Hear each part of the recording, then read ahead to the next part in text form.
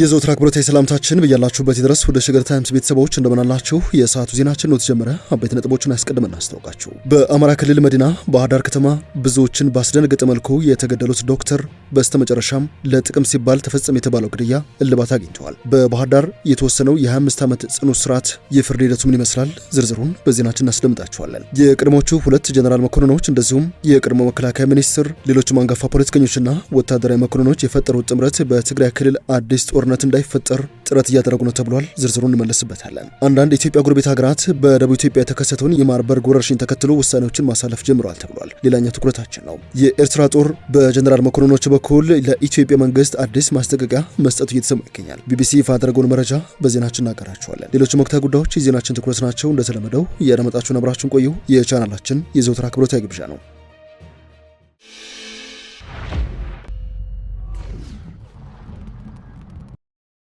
ወደ ቀዳሚ ጉዳያችን እናምራ። የቀድሞቹ ሁለት የኢትዮጵያ ጀነራል መኮንኖች የቀድሞ የኢትዮጵያ መከላከያ ሚኒስትር እንደዚሁም ሌሎች አንጋፋ ፖለቲከኞችና ወታደራዊ መኮንኖች የፈጠሩት ጥምረት በትግራይ ክልል ዳግም ጦርነት እንዳይነሳ ጥረት እያደረገ ነው ተብሏል። ከትግራይ ክልል በህወሓትና ራሱን ቲዲኤፍ ብሎ በሚጠራው ኃይል ባለፉት ጥቂት ዓመታት የተገፉ ናቸው የተባሉ አንጋፋ ፖለቲከኞች የትግራይ የሰላም ኢኒሼቲቭ የተባለ ስብስብ መፍጠራቸው ይታወሳል። ይህንን ጥረት የሚመሩት ደግሞ በአቶ ጌታቸው ረዳ ሲመራ የነበረው ጊዜያዊ አስተዳደር ምክትል የነበሩት ጀነራል ጻድቃን ገብረትንሳኤ ናቸው። የቀድሞ ጊዜያዊ አስተዳደር ምክትል ፕሬዝዳንት ጀነራል ጻድቃን ይህንን ስብስብ ለመመስረት ያስፈልጋቸው በክልሉ ዳግም ጦርነት እንዳይነሳ ለማድረግ እንደዚሁም ትግራይ ክልልን ወደ ኢትዮጵያ መልሶ የመንግስት አካል እንድትሆን ማድረግ እንደዚሁም በህገ መንግስቱ ባልተፈቀደ መልኩ ከውጭ ያሉት ጋር የሚደረጉ መርህ አልባ ጥምረቶችን ለማስቀረት ነው ሲሉ ይፋ አድርገው ነበር። ይህ ስብስብ በቅርብ ቀናት የቀድሞውን የኢትዮጵያ ጦር ኃይሎች ጠቅላይ ኤታማዦር ሹም ጀነራል ሳሞራ የኑስን እንደቀላቀለ እየተሰማ ይገኛል። የቀድሞ ኤታማዦር ሹም ከትግራይ ተወላጁ የቀድሞ የመከላከያ ሚኒስትር በዚህ ሰዓት ደግሞ የመስኖና ቆላማ አካባቢዎች ሚኒስትሩ ዶክተር አብርሃም በላይ ጋር ፍሬያማ ውይይት ስለማድረጋቸውን የተሰማው። ይህ ውይይት ከተሰማ በኋላ በትግራይ ክልል ዳግም ጦርነት ብቻ ሳይሆን የአንድ ጥይት ድምጽ መሰማት የለበትም ሲሉ የመስኖና ቆላማ አካባቢ ሚኒስትሩ ዶክተር አብርሃም በላይ አስታውቀዋል። ሚኒስትሩ ከትግራይ ሰላም ተልዕኮ ሊቀመንበር ዶክተር አጎስ አብርሃ ጋር በትግራይ ዘላቂ ሰላም በሚሰፍንበት ሁኔታ ዙሪያ ውይይት ማድረጋቸውን አስመልክተው ሁላችንም ወደ ውይይትና መግባባት የሚወስደን መንገድ መከተል አለብን ሲሉ ይፋ አድርገዋል። ሚኒስትሩ አክለውም በትግራይ ክልል ዳግም ጦርነት ብቻ ሳይሆን የአንድ ጥይት ድምጽ መሰማት የለበትም ሲሉ ሞግተዋል። የፌዴራል መንግስት ሰላም እንዲጸና የሚሰሩ ስራዎችን እንደሚደግፍም ጠቁመው ለዚህም ሁላችንም ወደ ውይይትና መግባባት የሚወስደን መንገድ መከተል አለብን፣ እኔም የዚህ ሰላም ተልዕኮ አካል ነኝ ብለዋል። የፌዴራል መንግስት የትግራይ ሰላም ተልዕኮም ሆነ ሌሎች ለትግራይ ክልል ዘላቂ ሰላም ከሚሰሩ አካላት ጋር በትግራይ ክልል ሰላም ለውጥና መረጋጋትን ለማስፈን የሚደረገውን ሰላማዊ ትግል በመደገፍ ተልዕኮውን በማስተባበርና አብሮ በመስራት ሂደት ላይ በቀጥታ ለመሳተፍ ዝግጁ ነው ሲሉም ጠቁመዋል። በቀጥታ ተልዕኮ ለሚያደርጋቸው የህዝብ መድረኮችና የውይይት ጉባኤዎች መንግስት አስፈላጊውን እገዛ በማድረግ ከተልዕኮ ዓላማ ጎን እንደሚቆም አረጋግጠው የትግራይ ሰላም ተልዕኮ ሰላም እንዲጸና የሚያደርገው እንቅስቃሴ የሚበረታታ ነው ብለዋል። የትግራይ ሰላም ተልዕኮ ሊቀመንበር ዶክተር አጎስ አብርሃ በበኩላቸው ተልዕኮው ከፌዴራል መንግስት ከዓለም አቀፍ ድርጅቶችና በሰላም ጸጥታ ጉዳይ ትኩረት አድርገው ከሚሰሩ አካላት ጋር በመተባበር በትግራይ ፍትህና ሰላም እንዲረጋገጥ አብሮ ለመስራት ተዘጋጅቷል ባይ ናቸው። በትግራይ ውስጥ ያሉት ማህበራዊ፣ ስነ ልቦናዊ፣ ፖለቲካዊና አስተዳደራዊ ችግሮች በየደረጃው ለመፍታት ከፌዴራል መንግስትና ከሌሎች ባለድርሻ አካላት ጋር በመሆን ሁኔታዎችን ማመቻቸት የተልዕኮው ዋና ዓላማ ነው ሲሉ ነው የጠቆሙት። የሰዓቱ ዜናችን እንደቀጠለ ይገኛል። አዲስ አበባ የሚጠበቁት ጥቁር እንግዳ የሲንጋፖሩ ጠቅላይ ሚኒስትር ከጂ20 ስብሰባ በኋላ ኢትዮጵያ እንደሚጎበኙ ተሰምተዋል። የሲንጋፖሩ ጠቅላይ ሚኒስትርና የገንዘብ ሚኒስትር ላውረንስ ወንግ በደቡብ አፍሪካ እየተካሄደ ባለው የቡድን 20 ጉባኤ ከተካፈሉ በኋላ ከህዳር 13 እስከ 15 ድረስ በኢትዮጵያ ይፋ የስራ ጉብኝት እንደሚያደርጉ ነው የተሰማው። የሲንጋፖሩ ጠቅላይ ሚኒስትር ጽህፈት ቤት ዛሬ ይፋ ባደረገው መግለጫ ላይ ጠቅላይ ሚኒስትር ወንግ በደቡብ አፍሪካው ፕሬዝዳንት ሲሪል ራማፎዛ ግብዣ ከህዳር 12 እስከ 13 ድረስ በጆሃንስበርግ በሚካሄደው የጂ20 ጉባኤ ላይ ይሳተፋሉ ብለዋል። መግለጫው አንድነት እኩልነት ዘላቂነት በሚል ጭብጥ የሚካሄደው ይህ ጉባኤ በአየር ንብረት ለውጥ በኩርነትና በጂኦፖለቲካዊ መረጋጋት ዙሪያ ያሉ ተያያዥ ዓለም አቀፍ ችግሮችን ለመፍታት ያለመ ነው ብለዋል። ከጉባኤ ማግስት ጠቅላይ ሚኒስትር ወንግ በጠቅላይ ሚኒስትር አብይ አህመድ ግብዣ በአዲስ አበባ ይፋ የስራ ጉብኝት ያደርጋሉ ሲል ጽህፈት ቤቱ አስታውቋል። ሁለቱ መሪዎች የልዑካን ቡድን ስብሰባ ያደርጋሉ፣ ከዚያም የመግባቢያ ሰነዶችን ይፈራረማሉ ባይ ነው። ከዚህ ውጭ መሪዎቹ በመግባቢያ ስምምነቶች የተካተቱ የትብብር ዘርፎችን የሚያስታውቁበት የጋራ ጋዜጣዊ መግለጫ እንደሚሰጥም ጠቁመዋል። ጠቅላይ ሚኒስትር አብይ በሰኔ ወር 2016 ሲንጋፖርን በጎበኙበት ወቅት ሁለቱ መሪዎች ሲንጋፖር እንደዚሁም ኢትዮጵያ በትራንስፖርት ዲጂታላይዜሽንና የአቅም ግንባታን ጨምሮ በአዲስ ዘርፎች ትብብር ለማድረግ መንገዶችን እንደሚያስሱ አስታውቁ ነበር። በ2016 ዓ.ም ከሳህራ በታች ካሉ የአፍሪካ ሀገራት መካከል ኢትዮጵያ ለሲንጋፖር 8ኛዋ ትልቅ የንግድ አጋር የነበረች ሲሆን ሲሆን የሁለትዮሽ የሸቀጦች ንግድ $275 ሚሊዮን ደርሶም ነበር። ጠቅላይ ሚኒስትር ወንግ በኢትዮጵያ በሚቆዩበት ጊዜ በአድዋ ድል መታሰቢያ የአበባ ጉንጉን የማስቀመጥ ስነ ስርዓት ላይ እንደሚሳተፉና ከአፍሪካ በሽታ መቆጣጠሪያ እንደዚሁ መከላከል ማዕከላት ዋና ዳይሬክተር ጋር እንደሚገናኙ ይጠበቃል። ከዚህ ውጭ ታዋቂ የሆኑ የሀገር ውስጥ የሳሙናና የጽዳት ምርቶችን የሚያመርተውን የሬፒ ዊልማር ፋብሪካን እንደሚጎበኙ ነው የተሰማው። ጉብኝቱ ወንግ ጠቅላይ ሚኒስትር ከሆኑ ከግንቦት 2016 ጀምሮ ወደ አፍሪካ ህብረት አባል ሀገራት ወደሚሆኑት ደቡብ አፍሪካና ኢትዮጵያ የሚያደርጉት የመጀመሪያ ነው ተብሏል።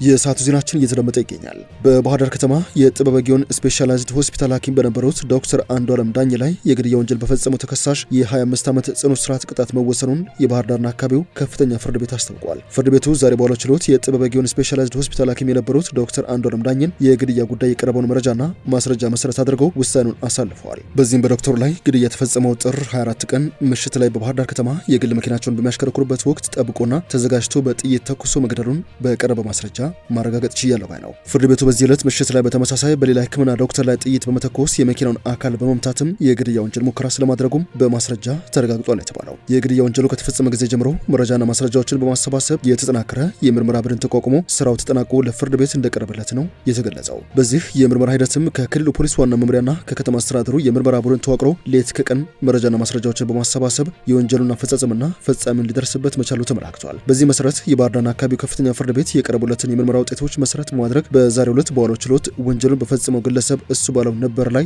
የ25 ዓመት ጽኑ እስራት ወስኖበታል ሲል ኢዜአ ዘግቧል። ዶክተር አንዱዓለም ዳኜ በባህር ዳር ዩኒቨርሲቲ ሕክምናና ጤና ሳይንስ ኮሌጅ የጠቅላላ ቀዶ ሕክምና ስፔሻሊስትና የጉበት የቆሽት እንደዚሁም የሐሞት መስመር ሰብ ስፔሻሊስት ሐኪም ተመራማሪ መምህርና በጥበበ ጊዮን ስፔሻላይዝድ ሆስፒታል የቀዶ ሕክምና አገልግሎት ክፍል ዳይሬክተር ነበሩ።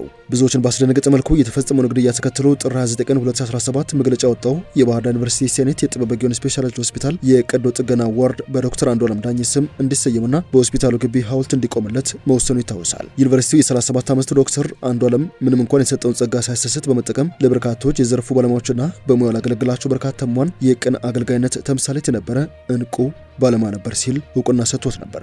የቀረቡለትን በርካታ ዓለም አቀፍ የሥራ ቅጥር ግብዣዎች ባለመቀበል ወገኑን ለማገልገል ቆርጦ የነበረ ባለሙያ ከመሆኑ በላይ በሆስፒታሉ የቀዶ ጥገና ክፍሉን ደረጃውን በጠበቀ መልኩ ለማሻሻል እየጣረ የነበረ እውን ለማድረግም ጫፍ ላይ ደርሶ ያለፈ ስለመሆኑም አስታውቆ ነበር። ከዚህ ውጪ የባህር ዳር ከተማ አስተዳደር ፖሊስ መምሪያ ኃላፊ ኮማንደር ዋለልኝ ቢምረው በበኩላቸው የካቲት 20 2017 በሰጡት መግለጫ ፖሊስ ባደረገው ክትትል እሱ ባለው ነበረ የተባለ አንደኛውን ተጠርጣሪ በቁጥጥር ስር መዋሉን ገልጸው ነበር። ኮማንደር ዋለልኝ ፖሊስ ባደረገው ክትትል በቁጥጥር ስር የዋለው ወንጀል ፈጻሚው ድርጊቱን መፈጸሙን ማመኑን ተናግረው ግድያው ተራ ጥቅምን ፍለጋ በማሰብ የተፈጸመ ነው ሲሉ የገለጹት ሲሆን ግለሰቡ ተመሳሳይ ወንጀሎችን ይፈጽም እንደነበረ በወቅቱ ማስታወቃቸው አይዘነጋም።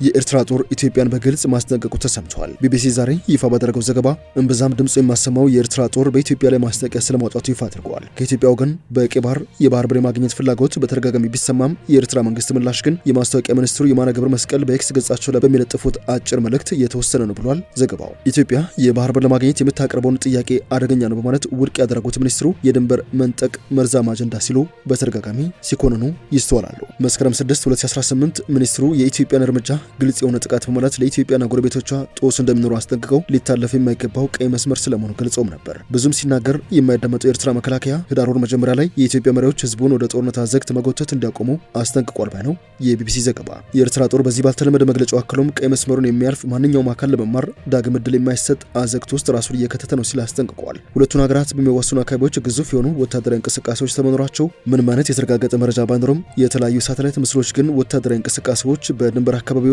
መጠናከራቸውን ያሳያሉ። ለዚህ ደግሞ ዘ ኢኮኖሚስት በቅርቡ ይፋ ያደረገው ሰፊ አተታ በኢትዮጵያና በኤርትራ ድንበር አካባቢ ወታደራዊ እንቅስቃሴዎች ባልተለመደ መልኩ ይስተዋላሉ ሲል አትቶ ነበር። ይሁን እንጂ የኢትዮጵያ ብሔራዊ ቴሌቪዥን ጣቢያ በሺዎች የሚቆጠሩ አዳዲስ ምልምል ወታደሮችም ሲመረቁ በተደጋጋሚ ያሳያል። የመከላከያ የሰው ኃይል ኃላፊ ሌተና ጀነራል ሃጫሉ ሸለማ በቅርቡ በሰጡት ቃለ ምልልስ ላይ መከላከያ በአስተማማኝ ቁመና ላይ እንደሚገኝ ተናግረው በ10 ሺዎች የሚቆጠሩ ወጣቶች የተቀላቀሉት መሆኑን ይህም ለጠላት መልእክት ስለመሆኑ ተናግረው ነበር። በዚህ ዓመት መጀመሪያ ላይ ጠቅላይ ሚኒስትር አብይ አህመድ ያቀረቧቸው ከፍተኛ ወታደራዊ መኮንኖች በፕሬዝዳንት ታዬ አጽቀሥላሴ የተለያዩ ከፍተኛ የማዕረግ እድገት ተሰጥቷቸዋል። ቅዳሜ መስከረም 10 ወታደራዊ ሹመት ያገኙ 60 ከፍተኛ ወታደራዊ መኮንኖች ሲሆኑ 4ቱ የሙሉ ጀነራልነት ማዕረግ የተሰጣቸው ናቸው። የኢትዮጵያ ሀገር መከላከያ ሰራዊት በተጨማሪም አዲስ የተገኙ ወታደራዊ መሳሪያዎችን፣ ተተኳሾችን ጨምሮ ታንኮችን እንደዚሁም የታጠቁ ተሽከርካሪዎችን በብሔራዊ በዓላት ወቅት ለእይታ ስለማቅረቡ ዘገባው አትተዋል። ይሁን እንጂ በኤርትራ በኩል አሁንም በሺዎች የሚቆጠሩ ወጣቶች ወንዶችና ሴቶች የሚሰለጥኑበት የብሔራዊ አገልግሎት እንደቀጠለ ይገኛል። በቅርቡም በአስመራ ከተማ ከተማ ጫፍ በሚገኝ አንድ ስቴዲየም የሀገሪቱ ጦር ዋና አዛዥ የሆኑት ጀነራል ፊሊጶስ ወልደዮሐንስን ጨምሮ አረጋዊ ጀነራል መኮንኖች የተሰባሰቡበት መርሃ ግብር ማካሄዱ ይታወሳል። በመጨረሻም አንዳንድ ጎረቤት ሀገራት በኢትዮጵያ ደቡባዊ ክፍል የተከሰተውን የማርበርግ ወረርሽኝ ተከትሎ ውሳኔዎችን ማሳለፍ ጀምረዋል። ከነዚህ መካከል ራስ ገዟ የሶማሌላንድ አስቸኳይ ውሳኔ ማሳለፏ ተሰምቷል። በዚሁ የማርበርግ ወረርሽኝ ምክንያት ሶማሌላንድ አስቸኳይ ውሳኔን ስለማውጣቷ ከሀርጌሳ የሚወጡ የዜና ምንጮች ጠቁመዋል። በጎረቤት ሀገር ኢትዮጵያ የማርበርግ ወረርሽኝ መከሰቱን ተከትሎ ቫይረሱን የቅድመ መከላከል ስራ ለመስራት የሚያስችል እቅድ ተዘጋጅቷል ተብሏል። ከወደ ሶማሌላንድ በኩል በንበር አካባቢዎች ጥብቅ ቁጥጥር እንዲደረግ የሀገሪቱ ባለስልጣናት መመሪያ መስጠታቸውን የተሰማው። እስካሁን ድረስ ካናዳና ጀርመን ከበሽታው ጋር በተያያዘ ለዜጎቻቸው በተከታታይ የጉዞ ክልከላዎችን አውጥተዋል። ከዚህ በተቃራኒው አሜሪካ አዲስ አበባ በሚገኘው ኤምባሲዋ በኩል በሽታውን ለመከላከል የሚያስችል ድጋፍ አድርጋለሁ ስለማለቷ ከሰሞኑ መዘገባችን ይታወሳል። ወደ ሸገር ታይምስ ቤተሰቦች የሰዓቱ ዜናችን አበቃ። ስላደመጣችሁን አመሰገንን። በያላችሁበት ሰናይ ጊዜ።